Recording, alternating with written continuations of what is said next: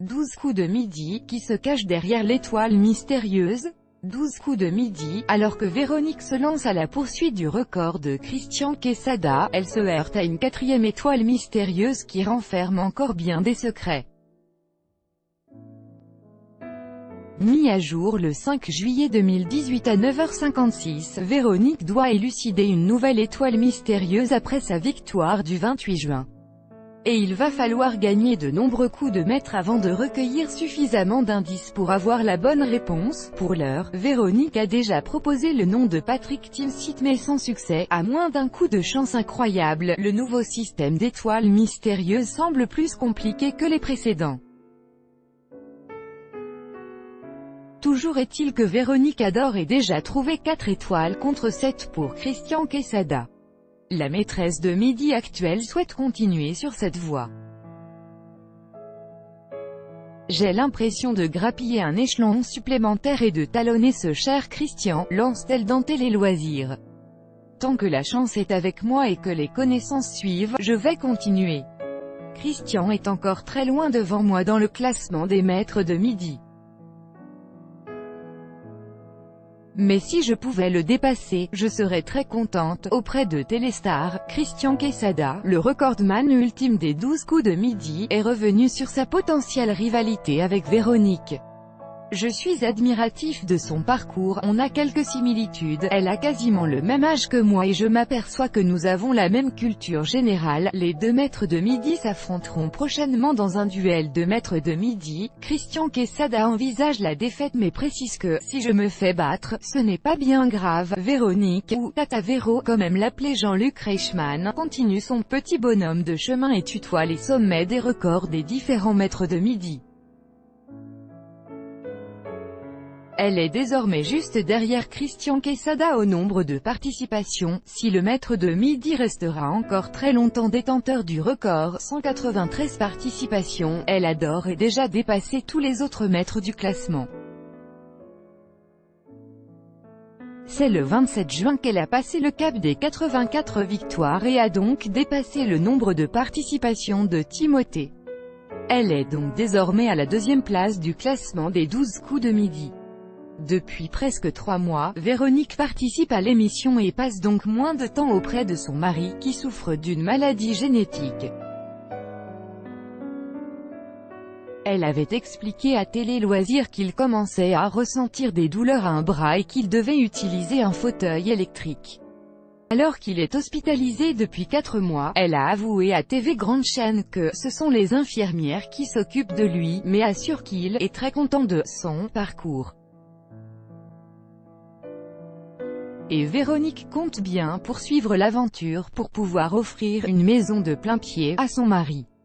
Jean-Luc Reichmann, les différents visages du présentateur de TF1 voir le dossier L'étoile mystérieuse les 12 coups de midi. Véronique se gratte la tête depuis le 29 juin sur une nouvelle étoile mystérieuse qui se dévoile chaque jour un peu plus. Pour l'heure, peu d'indices sont encore visibles. On y voit pour l'instant des arbres, de l'herbe et ce qui ressemble à un bâtiment historique, peut-être un opéra. Ce n'est pas encore suffisant pour que la maîtresse de midi trouve la personnalité qui se cache derrière ces indices. Véronique a tout de même tenté sa chance plusieurs fois, proposant les noms de Brad Pitt, Johnny Depp, Patrick Timsit, Thierry Lhermitte ou encore Philippe Noiret. Mais aucun de ces noms n'était la bonne réponse. Véronique, maîtresse des 12 coups de midi depuis le début de sa participation au jeu au mois d'avril, Véronique, peut aussi surnommée Tata Véro, a réalisé plus de 80 participations au jeu. Après avoir cumulé plusieurs victoires, l'actuelle championne du jeu a battu un nouveau record en dépassant les 370 000 € de gains et de cadeaux.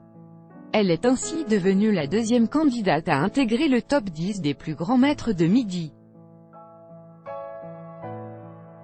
Pour la candidate, sa participation va changer sa vie puisqu'elle confie à Téléstar, à plus long terme, ça va aussi changer ma vie pour ce qui est du logement. Actuellement, on habite au premier étage, dans un appartement. Mon mari étant en fauteuil roulant, on envisage d'aller dans une maison de plain pied quand on aura assez d'argent. Véronique réussira-t-elle à détrôner Christian Quesada, le plus grand champion des 12 coups de midi et ses 193 participations? Interrogé par TV Grande Chaîne, le maître de midi s'est montré assez critique envers l'actuelle championne. C'est mon antithèse. Moi, je plaisantais beaucoup durant le jeu, alors que Véronique est bien plus pudique. Elle gagnerait peut-être à se dérider un peu, mais Christian considère tout de même qu'elle est courageuse et méritant, face aux critiques sur les réseaux sociaux. Très sûr de lui, il ne se sent pas menacé par le parcours prometteur de Véronique. Je ne crois pas que quelqu'un puisse battre mon record. Mais si cela arrive, je serai le premier à féliciter cette personne. Je vais suivre ça de très près. Assez subtilement, Véronique a glissé à Jean-Luc Reichmann lors de l'émission du 28 juin, qu'elle n'aimait pas les hommes arrogants en lançant « Si on se la pète, ça ne va pas ». Une réponse qui semble être une pique en réponse aux critiques de son rival. Toutefois, les deux participants emblématiques se retrouveront face à face le 13 juillet prochain lors de la semaine spéciale, le combat des maîtres.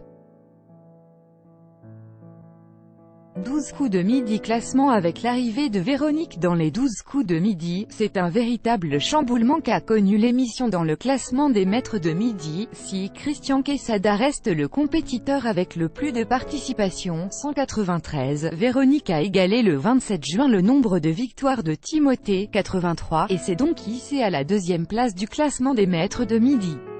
Saura-t-elle arriver jusqu'au niveau de Christian Quesada? Seul l'avenir nous le dira. Toujours est-il que, pour l'heure, Véronique est deuxième du classement et en route pour la première. Z, la voix des 12 coups de midi. Surnommée Z, la voix off du jeu Les 12 coups de midi est incarnée par Isabelle Benadji. Arrivée 6 mois après le lancement des 12 coups de midi en 2010, elle avait rencontré Jean-Luc Reichmann en 1987 sur Fun Radio où elle a été animatrice. Sa voix est aussi présente dans d'autres programmes de télévision comme Secret d'Histoire sur France 2. Je les 12 coups de midi comme le jeu de France 2. Tout le monde veut prendre sa place présenté par Nagui. Au même moment, les 12 coups de midi demandent aux candidats de répondre à des questions de culture générale. De son côté, Jean-Luc Reichmann tente d'en apprendre plus sur la vie des participants et insuffle du dynamisme à l'émission. Streaming et replay. Les 12 coups de midi. Le site MyTF1 permet de visionner les épisodes en streaming en direct de leur diffusion à la télévision. Pour les rattraper, la chaîne laisse aussi en replay les dernières diffusions.